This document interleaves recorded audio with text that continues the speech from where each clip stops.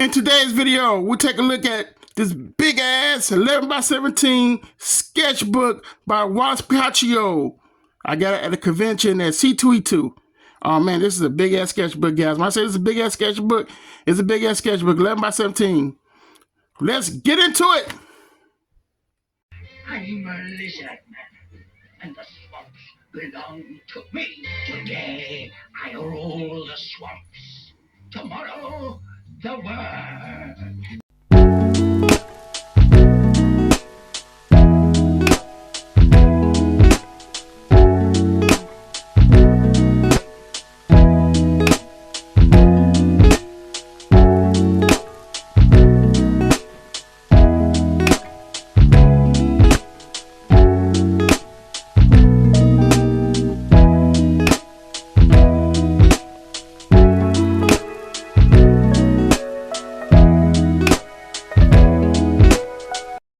And what's good in your hoods, ladies and gentlemen? Welcome to another episode of Diverse Comics and Pop.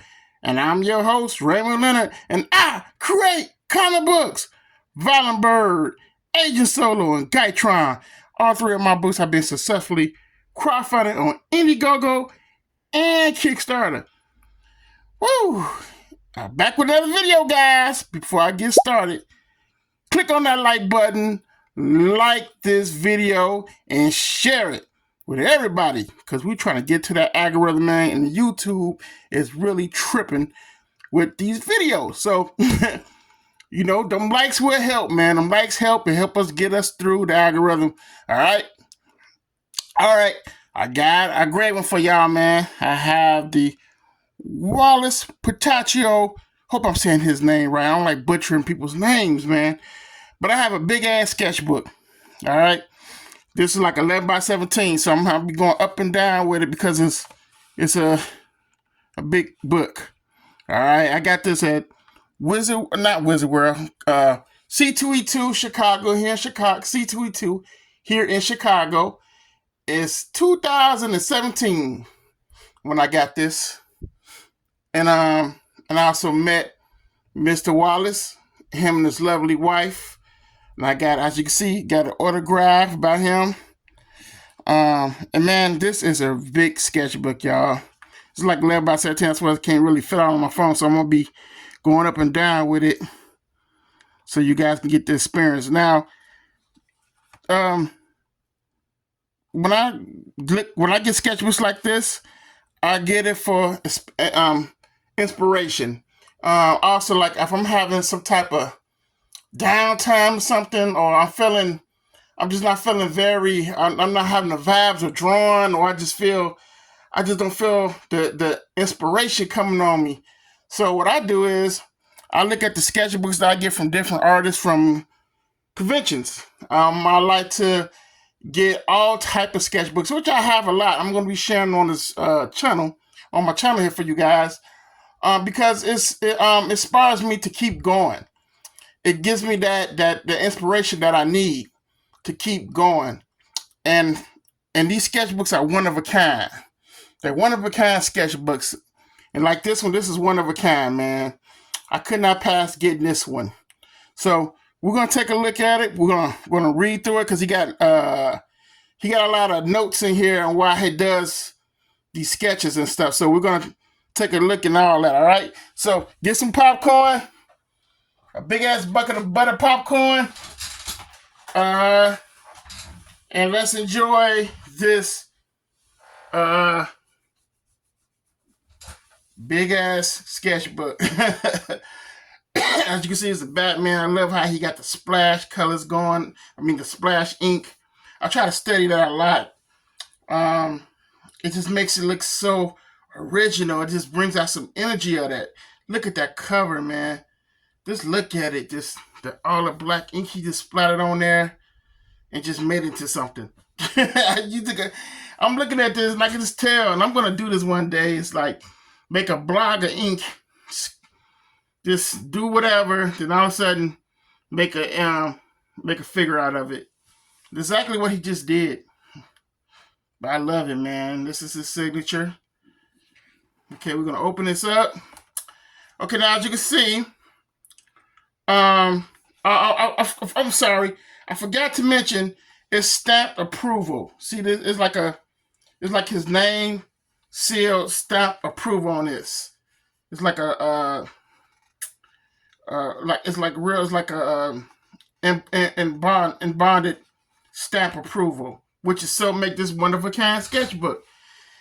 I just love how he got that seal. Is this you could just feel it right there. I mean, man, it's one of a kind, y'all. I'm gonna make sure I stand it because I want to make sure y'all get the experience of this. Because it is a big sketchbook. I'm trying to make sure I get it all. As you can see, this is the inside. I'm quite sure this is Harley Quinn. And this is Whilce Portacio's number limited. It's 400 of these. He only made 400 copies of this big ass sketchbook. And I got number 129. Which man, it just sentimental values to this stuff, man. It makes it one of a kind. There's only 400 of these out there. And I have my one. I'm number 129, which is so cool. And as you see, you got the Suicide Squad. Look at that. Man, the inking details on that. Suicide Squad, issue number 15. That's the cover to that. Okay, then right here, let me see because we got a glare. This is another Suicide Squad cover that he's working on. He's just showing you which one he decided he wanted to go with, which was this instead. So he even says it. This was my second Suicide Squad cover.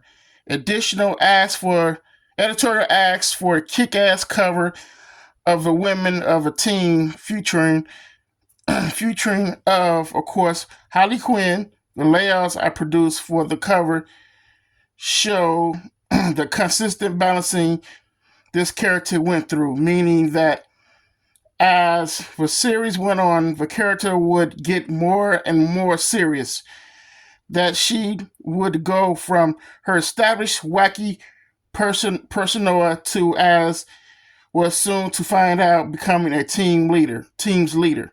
A lot of the making of the cover concept lies in what personality editorial wants for cover to invoke. So a lot of what you will see in my layouts are various and serious and wacky interpretations. I'm sorry. And as you can see, he did various layouts of that cover they wanted. And we get this.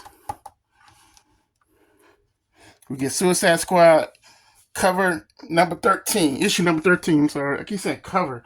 Excuse me, guys. It's just it's one of them days today. Had a very busy day on this Wednesday. Having a very busy day. But I said I wanted to do a video on this because this was, I had to share this with you guys. Okay, this is Suicide Squad issue 21. This is the cover to that. And this was his layouts to that concept. And it says a lot of times covers go through a process. They involve here. We had new. Okay, I had to get my chair, guys. We had a new villain. A lot new villains. We only want to introduce them on a cover. We don't actually want to give away any details of what the character's role is really going to be.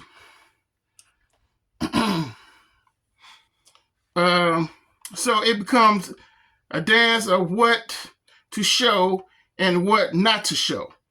In this case, I like to not to know too much of the character and just try to get the visual scenes of what editorial wants to convey. In this case, it was just that this was a deadly character. As you can see in the first layout, we didn't even decide which of the team's characters would be victim of this new villain's powers. As we develop, it will decide it. It will decide what. Decide that because of the villain's electrical powers, we we would use the slant that it would have an alluring sense to it. So the second layout was an attempt at just that. It worked at giving that sense, but had nobody from the team on it. This is, of course, a cover for the Suicide Squad book. So we went back to the original layout and, of course, chose to use Harley as the victim, which gave that nice bit of tension to the situation. Just a minute, I decided to give her that slight quirky smile, a little bit of serious and wacky at the same time. So as you can see, he was doing the layouts of this cover. He went with that first, then he went with this, then he went back. He went back to this cover.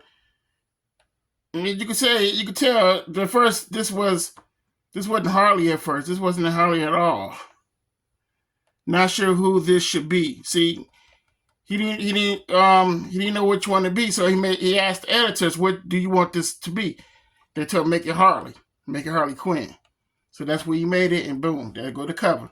I love seeing stuff like this because it's showing you, as artists, what we have to, as an artist, a comic book artist, a lot of covers just don't get pushed out right away. They do at least for like three or four thumbnails, and the editorial would make up their mind which one they want to go with. It could be also when you make your own comics. I got like 3 or 4 covers I sketch out, and I decide which one I'm going to use that make the book pop out. Okay, this Suicide Squad issue 17. Man, look at that. I think that's Zod, I believe. Like Zod. I might be wrong, but I think it's Zod. Oh, well, it's right here. What it is? It says, these days I like to do my layouts digitally. This gives me a lot of freedom and speed up the process. Example, traditionally I can draw a face and expression may be right, but the size is wrong, and it might not be in a perfect place on the cover. Well, that means I have to erase that drawing and try again. That's a lot of extra minutes of hours trying to get everything perfect. He says, now digitally, I can draw the expression, and with the selection tool, take that face and in 2 seconds resize it and move it to exactly where I want it on the cover.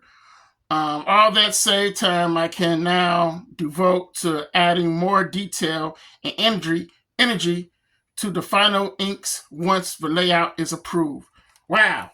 So, okay, yeah, he does. So he's been that with digital, with him doing the digital layout, he can move exactly how he wants the figure to be without doing all that erasing, because it does take a lot of time.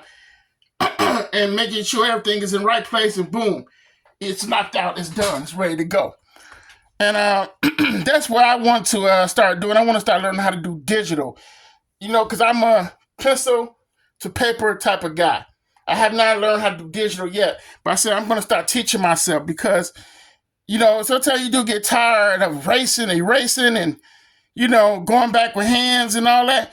It takes a lot of time, y'all, but doing that digital stuff, it speeds up the process work real fast. So I'm going to learn that, man. I'm going to really learn that. Okay, we got another one right here. You guys get on track because the light got the blur, because this is glossy. This is on glossy paper. I don't know if you guys can see that. Trying to make you guys see that. I had to pick this up because this is a big ass sketchbook. Okay, so this is Suicide Squad issue number 12. And as you can see, he went with different type of styles here. You guys can see that. I'm trying to make sure you guys get trying to get every great view of this for you guys as possible. These are the layouts of that. Okay, so he's saying right here,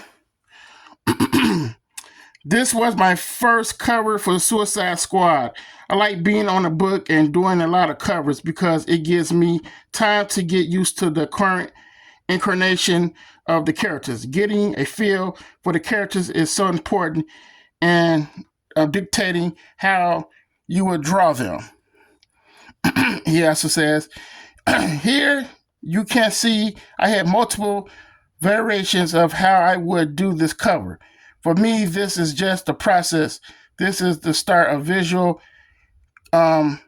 conversation I constantly have with the editor. One that ends in us both understanding how we will together interpret the characters. I personally don't like to play with multiple different layouts. I prefer to take an idea and refine and fine tune a single concept of idea you'll see as I get used to this book. I have only one layout. Okay. I can see what he's talking about too. Just took one concept, flip it around, play with it, boom, knock it out as he finds the shot he wants. Understandable. Oh man, this is so cool right here, man. Look at that. I'm quite sure this is Suicide Squad cover 14. Deadshot. Here's another one. Suicide Squad number 18. Man, I didn't, like I said, I didn't buy a lot of the DC books. I just really don't buy none of DC or Marvel lately, but he did a lot of Suicide Squad covers. Okay, this is Marvel now. He's with Marvel. It's the Iron Man layout cover. This is the final product of that. Okay, and he's saying in here, you can see this layout, all my drawing layers. The gray tone drawing is my first intentional drawing. Once I'm satisfied with that, I then do a more finished drawing with black ink. As you can see by the final drawing, it looks almost exactly like the layout. Traditionally, you do small layouts, and then once approved, you enlarge your layouts drawn onto larger paper, effectively doing drawing twice. This often results in a final drawing that may somewhat different than original layout. This is Uncanny Avengers issue 3. Man, I like that. I like how you do them black tones and stuff, man. Okay. So this is another one. This is Uncanny X-Men 6. Issue 6. I believe, yeah, because it's saying 006. So issue 6. Okay, so it's saying personally, I like doing iconic stonic posing and composition. So I was inclined to do the first layout here. I just really like symmetry and overt posing. Editorial wanted a more action-oriented confrontational composition. I related and did editor's take and have to admit it worked. So they wanted more of an action sequence, kind of like happening. Excuse me, guys. I hope I ain't coming down with no cold. But yeah, I can see what he did with this. And just looking at this, how he inks, man, it's just crazy work. Man, look at that. Psylocke, Archangel, and Apocalypse in the up like in the sky. They're looking up to him. I see exactly what's going on here.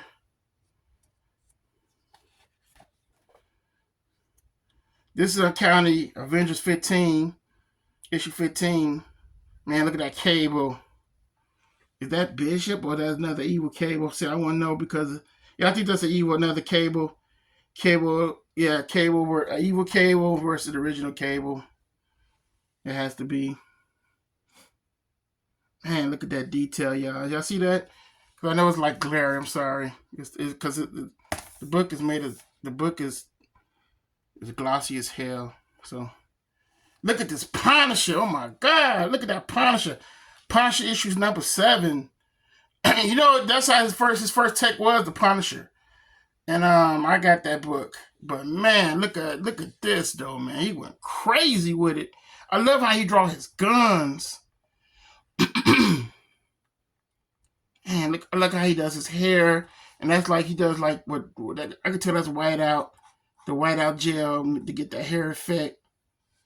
And he goes crazy with those brushes, man. You can just tell he just lay out the ink like it ain't nothing. Ending with this also, man. Okay, this is his Moon Knight stuff right here, guys. See, can y'all see that? I'm trying to make so much glare because it's really glossy. These are his layouts for this Moon Knight issue 10 cover. These are the layouts of that. And you can see he went with the bottom. This one, he went with that. And he's saying, the idea here was to have the character jumping out of his ship. As the layouts developed, the odd shape of the ship made the odd composition. So he's saying, I wanted to concentrate on the character himself since I've never drawn Moon Knight. So sometimes editors will let you get away with indulging your own personal whims. Hey, yeah, man, you know, sometimes you can pull it off by saying, hey, I never drew this character before, and I'm just trying to really find my way with him. I just have to, you know, let me just do me for a minute. You know, and they let him do him, you know what I'm saying? Because it is a hard task drawing a character that you never drew before, and, you know, you just want to wing it your way. That's why I like to draw. When I'm drawing, I like to try to draw every character I never drew before. It's a challenge, but it gets you over the hump. Just in case, you might have to draw that character for other people. So when they ask for it, you already know how to draw and you won't have no problem. Man, I like that though. I don't know why my voice is like this. I'm sorry. I apologize. Okay, we're X-Men Prime number 1. And this is the layout. This is a one-shot layout right here. He didn't change really nothing. He just did a quick one-shot layout of this so you guys can see that. Because it's real glary. You can see that right there. So this is the layout to this X-Men Prime 1. It says, here you can see the final stages of my process. I do my digital layouts with quick gray tones to suggest a lightning mood. Once that is approved, I then take the file in my computer, strip away the gray tone, and do a final drawing pass on the actual anatomy. I want to draw that results in a black line drawing that I then print blue line onto art paper. And that is what I ink with my markers. My process gives me the time setting features of digital. But the end result is still traditionally inked piece artwork. Oh man, I love how he got that set up. I like that. I like how he had it set up like that, man. That's dope how he do his process of drawing these pages. Really do. Oh man, like the line. I can see what he did. The line up with the markers. See, it's not like I tell people, it don't matter what tool you using, it's about how you use the tool. You know? It's about how you use the tool. I mean, some people just think doing digital and all this is gonna make their work pop. Instead of using it for a tool, you know what I'm saying? You're still gonna have your whatever type of style you're going for. You're still gonna be doing in that style, but it's all about how you use that tool to get your work out there, make it more better. Using a tool, you know, using all your tools. Okay, here's another one, guys. This is Cable again. This is Cable issue 1 cover. And this is the layout. And man, look how he do. Look at them guns. I'm fascinated with his guns. I love how Whilce do guns. Look at that. Look at that. Man, them guns are just so high tech. And I love the layout of that with the gray. I see exactly what he's doing now with that digital layouts he does. You guys can see that because it's very glossy. I want to make sure y'all see it. Okay. So in this one, he's saying, here is another way digital saves me time. The concept called for multiple racks of guns in the background. I drew one rack digitally in the layout phase, and then copy, pasted, and resized it a couple of times. Then I drew in the guns individually. Over that, again, I can't traditionally do all that drawing, hand constructing everything, but this is a deadline job, and anytime I can save, I can then assure that I hit the deadline. Woo! Yeah, I know them deadline jobs, man. Let me tell you something. This is why I said I'm gonna learn this digital thing. I'm gonna learn it because let me tell you something. If you got a deadline job, man, that digital gonna really help you. It really is. You can tell it helped him a lot. He knocked that out. He knocked this out. And this is the result of that. Cable issue 1. I can exactly see what he did. Wow. This is amazing. If you're not inspired by this, I don't know what to tell you. This is so inspiring. I mean, I'm just ready going back drawing. Wow. This is just amazing stuff, man. This such amazing work. Man, look at that. Look at the black. Look at the guns in the background, how he did that. Just so much. I just love comic book artwork, man. I love looking at the creators, the professionals, how they do stuff. And I just get so inspired. And here we have Psylocke. It look like Psylocke commission. It look more like Emma Frost. Don't it look like more like Emma Frost than Psylocke, but hey, it says Psylocke. But it look like more of the White Queen. Interesting. Okay, then this is the convention exclusive. This is Stan Lee and Iron Man. Y'all see that? That is so dope. Wow. The convention exclusive. Marvel and Stan Lee. Wonder what cover that was for. I guess it was an exclusive, so I'm assuming it had to be some type of probably either a print, special print sign, maybe. I have to look that up and find that out. So dope, though. So dope. Okay, then we have Deathlock, commission. Man, look at that, guys. And that's one of my favorite Marvel characters. It's a shame they really don't use them like that. But I know they did a book, a recent book. He's such a dope character. Rest in peace, Rich Buckler, who created Deathlock. Okay, got Wolverine versus the Joker. So this is another commission. As artists, people do ask for crazy commissions, man. They want Batman versus They want Batman versus the Hulk. I mean, it'd be some crazy. You get some crazy commissions, man. People be asking for it. He nailed it though. Man, speaking of Batman, there goes his Batman. Got like a little realism going on here with his cowl. You can see. I can see he did like that inking with the ink. I love what he does with his ink. Just mind blowing, man. This is special cover. That's what he said. Special cover.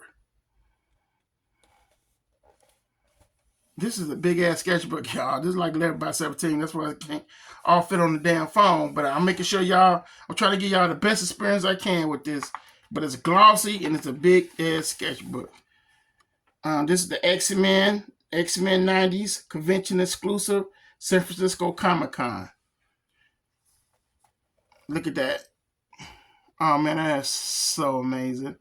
Wolverine, Cyclops, and Jubilee. Or is that Gambit? Oh, I'm sorry, that's Gambit, y'all. I apologize. I said Jubilee. Lord, what's wrong with my eyes? That's Gambit. And I love how he just does that inking shading, man. Just make it pop out. Just pops. Okay. Oh, man. This is the Darkness versus Wolverine commission. Marvel and Top Cow. Image Comics. So, oh, man. Is this commission? Okay. though. Like, man, it's an exclusive cover.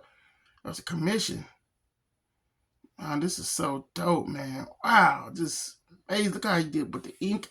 That he, I love how he does with the figures. Then he selects the ink on the back and it just pops out, man. I love how Whilce does that.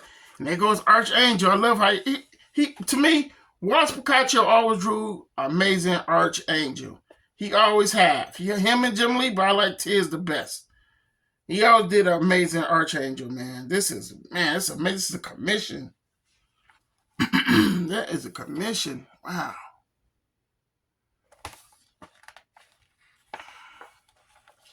Man, I had an ink pen. I had a Sharpie marker here. Wow. Didn't know that. Just show you, man. I'll just be working, man, and I'll be putting shit anywhere. So we're at the end of this sketchbook here, and this is an introduction in the back. And it says Whilce Portacio. Hope I'm saying that last name right. Comic book artist, creator, Bishop, X-Men, Marvel, Image Comics founder, creator of Wetworks with Brendan Choi, Stone with Brian Hamberlin, Non-Humans with Glenn Brunswick. Never heard that, Non-Humans. Oh, man, I need to look that up, try to find that. And it says, I was in my early 20s when I brought my portfolio to San Diego Comic-Con in 1984. I was very lucky that that year all the Marvel editors were there, actually looking for new talent. I got a job that day. I first worked as an inker on a book called Long Shot, R. Adams' first comic book. Within a year, I was drawing my first full-time comic book called The Puncher, which I had that book. Shortly thereafter, I was invited to join the X books as an artist. I worked on just about all of the various X books at Marvel. I then created the character Bishop of the X-Men. 3 issues later, I joined 6 other artists to form Image Comics, where I created Wetworks. I joined DC Comics and worked on titles like Batman Confidential, Superman, Batman, Stormwatch. Currently working on covers for Suicide Squad Rebirth, starting with issues 13. I have been drawing and creating comics for 30 years now. Through those years, working for just about all the companies and their various books. At the same time, working on my own books. Oh, man, this is so inspiring to know that, man. So inspiring, man. 1985, went to the convention and got a job at Marvel. And, I mean, that's the most best feeling ever. I tried it. It just didn't work for me that way. My calling, was different to be just a creator and create my own stuff. And I was able to still get jobs working with Rob Liefeld on the Prophet Remastered and Grey Remastered and some other projects I can't talk about. But you're finding your own way into the industry, man. It all happens different for everybody, But God knows, I really did try to join with Marvel Comics back then, those years, and it just never happened for me. I mean, I tried multiple times, but I was just wasn't going to stick around, keep jumping in them lines and hoping to get chosen. To me, time was flying, man, and I had to do something. And that was just to create my own stuff and build my own audience, and that's exactly what I did. And I'm glad I did it. And so as you can see, it says all illustrations are copyrighted by the artists and their representative owners. So he did this one right here. Got Bishop. Who's this? The Hulk, Batman, Storm, Archangel, Wetworks character, one of Wetworks characters, Jean Grey. I don't know who the hell this teddy bear is. But yeah, he just did a jam. Pretty dope. Real dope, man. And at the end of this book, you get Iron Man with the famous Iron Man pose But this was that Image Reborn, Avengers Reborn, when him, Jim Lee, and all them Rob Liefeld all did the Image. I mean the whole Marvel Reborn. Wow, man, I'm so glad to get this sketchbook. It's like I said, it's a treasure to me, and I'm 129. It was 400 of these made, as you can see. 400 of those was made, and I'm just glad I got it. I'm glad I got this from Whilce personally when I went to C2E2 that year. It was so much went that year of C2E2. The year I met Rob Liefeld that year again, and was able to get the Agent Solo exclusive cover deal. Talk with him when he told me he liked the Agent Solo and he wanted to help me. And man, I cried that day, man. I cried, but that's another story coming up. That's another story about all that coming up about Rob doing the Agent Solo cover. I'll never forget that year. This is before the pandemic and all that hit. This was like 2017 when I had got this sketchbook. I'll never forget it. I'll never forget that day. I'll never forget it. So I hope this inspires you guys.